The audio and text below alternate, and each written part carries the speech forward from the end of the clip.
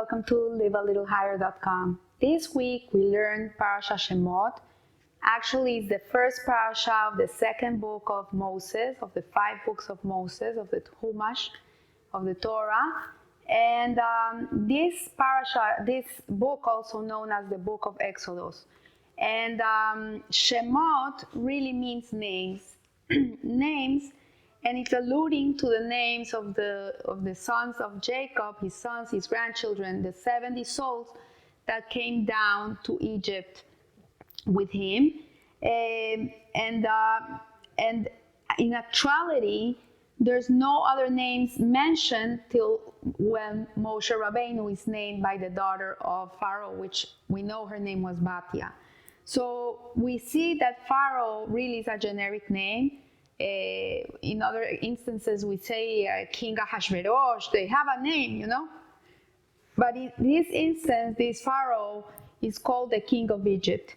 And so the sages teach us that the names of the midwives, Shipra and Puach, are actually their professional pseudonyms and not their true names. As Rashi states, Shipra is Yocheved. Yocheved is the mother of Moshe Rabbeinu. And she was so called because she would improve the newborn. And Puach is Miriam, the sister of Moshe Rabbeinu, because she would call out Puach to the newborn baby. She would do like coo, coo, coo, Puach, Puach. She would do these noises in order to calm the baby and to soothe him. So when the child destined to be the Redeemer of Israel was born, the names of his family members were not revealed. We don't hear the names. The verse states anonymously, a man from the house of Levi took a daughter of Levi. And Moses' name is also not mentioned explicitly. When his parents can hide him no longer, the mother, Yocheved, or Shifra, as she's known, puts him in a basket. It says the mother put him in a basket. If you read the Chumash, you read from the Torah, you'll see that her name is not mentioned. It says the mother puts the baby in a basket and she puts him in the Nile. And then the daughter draws him out of the sister is watching the baby's basket go in the Nile. And then it says the daughter of Pharaoh, which is also unnamed, draws him out of the water. And so she called him Moshe. And at last someone was given a name. So the Midrash teaches us that the Jewish people merited their redemption because they kept the Jewish names. There were three things that allowed them to be redeemed, because by the time they were redeemed from their slavery 210 years later, they were in such a bad state. They were in their 49th state of tumah, of impurity, that what saved them was that they kept their Jewish names, they kept their language, the Jewish language, Lashon HaKodesh, and they kept their clothes. They maintained themselves nude, modest. And because of this, they were merited for redemption. And so they did not change their names, like Reuben and Shimon, and descended to Egypt, and Reuben and Shimon ascended. They did not call Reuben Rufino, and they did not call Shimon Luliani, no Joseph, Listim, nor Benjamin Alexander. They kept their names. They never changed their names. And so Parashat Shemot describes that the hard labor and misery of the Jewish people, that they suffered through the hands of the Egyptians. Perhaps the Jewish people in Egypt concealed their identities. We would think because they were so badly treated, they would go low-key and they would conceal their identities, but they didn't do that. They kept their names.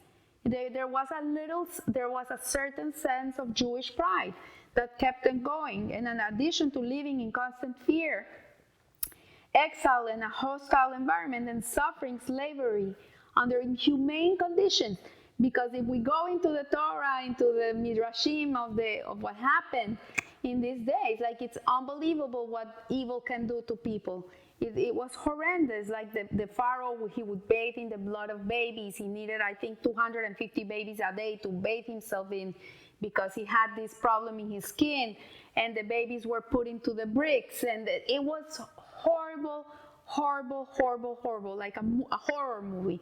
And so this environment and this suffering, which was so inhumane, you would think that this would have stripped them of their personalities, but they, on the other hand, stood firm and never gave their names.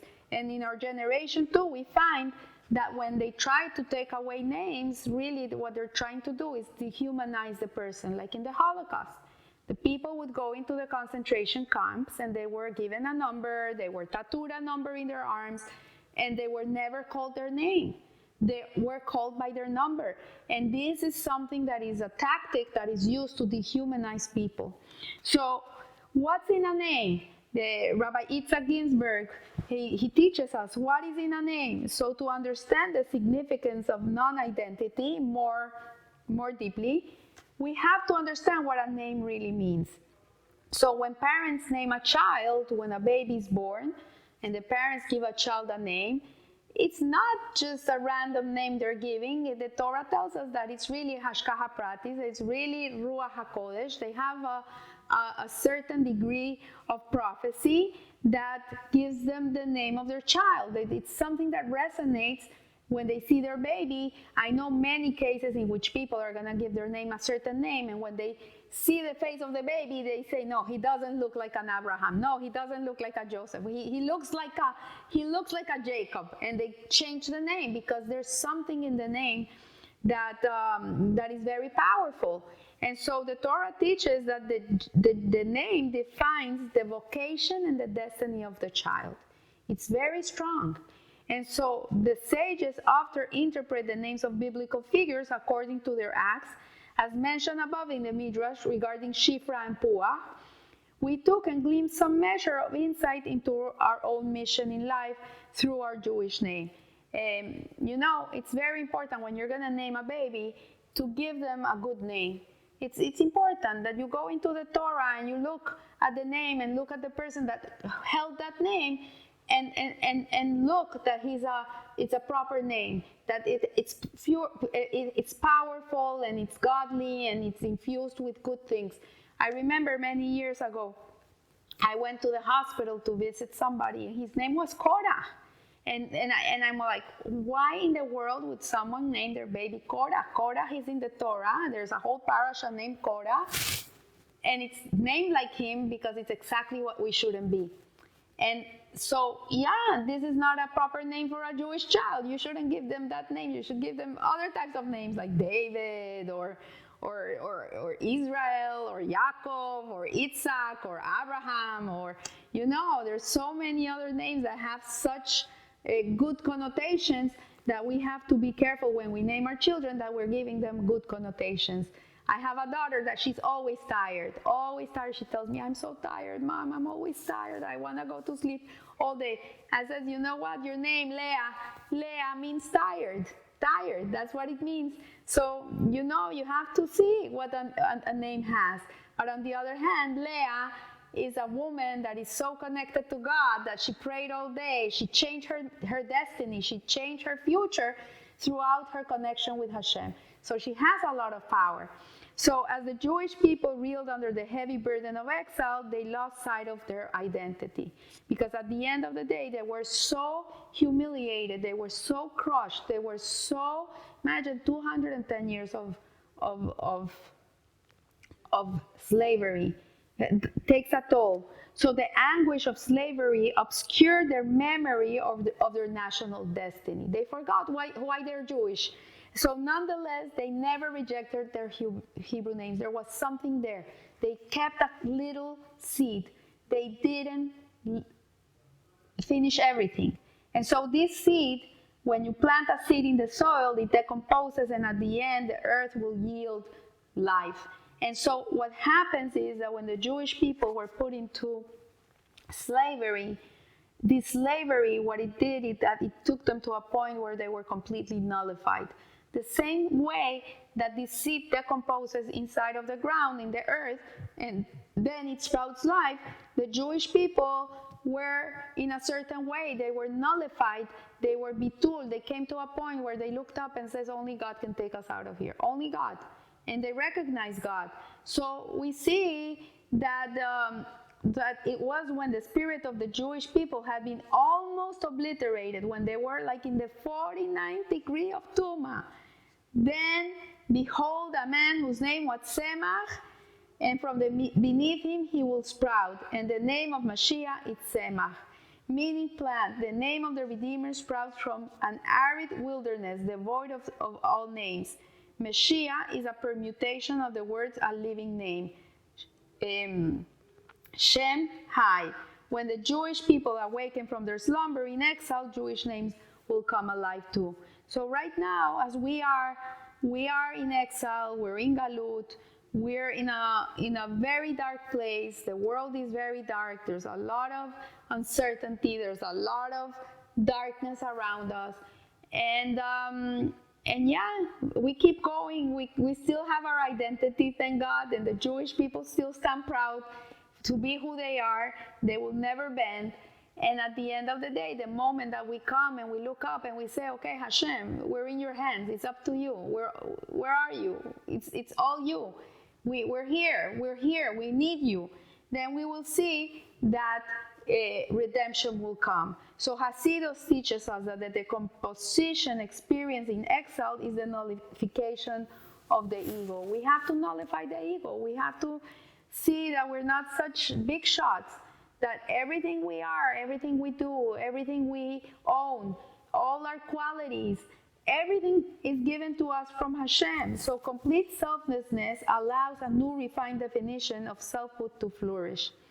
And the names of the children of Israel when they ascended from Egypt were the same names with which they descended. However, after undergoing the refining process in the Egyptian iron furnace, they were infused with a new vitality. So the Jewish people, when they came out of Egypt from that exile, they came like a new people. They came different. They were empowered. They knew they had a mission. They knew they had something to accomplish. They had purpose, and they came out differently. So a name is so inherent to an individual selfhood that it is impossible to conceive of someone without a name. It doesn't exist that there's a nameless person that has no name. Nonetheless, at the essence of the soul, there is a point where we are nameless. We have different levels of the soul. We have the ruach, the nefesh, ruach, neshama, haya, yehida. So the nefesh, ruach, and neshama are inside of the body. It's the instinctive level of the soul, is the emotional level of the soul. Then we have a intellectual level of the soul, and then you have a haya, which is a transcendental level of the soul. But there's a point, there's a level which is called the yehida, and this yehida is up there with God in His oneness. This level of your soul is not separate from Hashem. It's up there. So this level is unidentifiable. It's an absolute part of Hashem, and in general, we are unable to experience this point of naked divinity. We don't feel it. It says, the sages teach us that only once a year we can really come to that point, which is in Nehila, in Yom Kippur, when we are already not eating for 25 hours and we're at the end of the service and our bodies are completely devoid of any material feeling, and we're like angels at that moment. When Neila comes and we're doing the last part of the prayer and there's blowing the shofar, at that instant, you can have a little feeling of your Yehida. And so it comes to the fore at moments of great self-sacrifice, when a Jew is ready to give their life for being a Jew, and when he's prepared to surrender not only our identity, but also our very existence for a cause that is beyond our comprehension.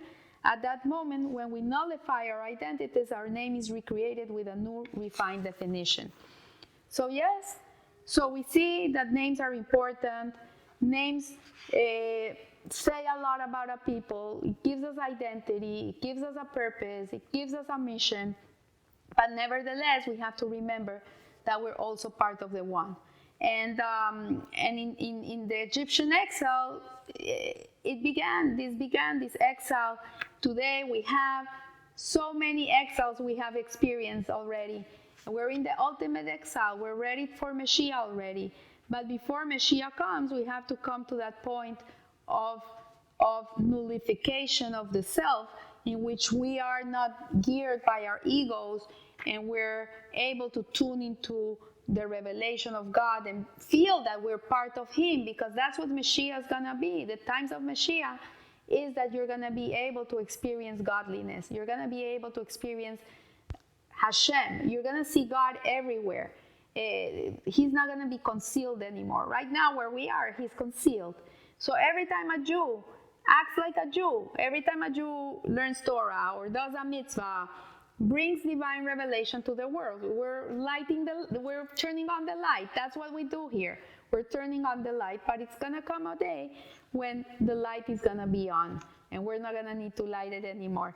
So until then, we have to continue with our names. We have to continue with our identities, with our mission, and in a way that we're nullified to God, not empowered because I'm empowered because Hashem made me.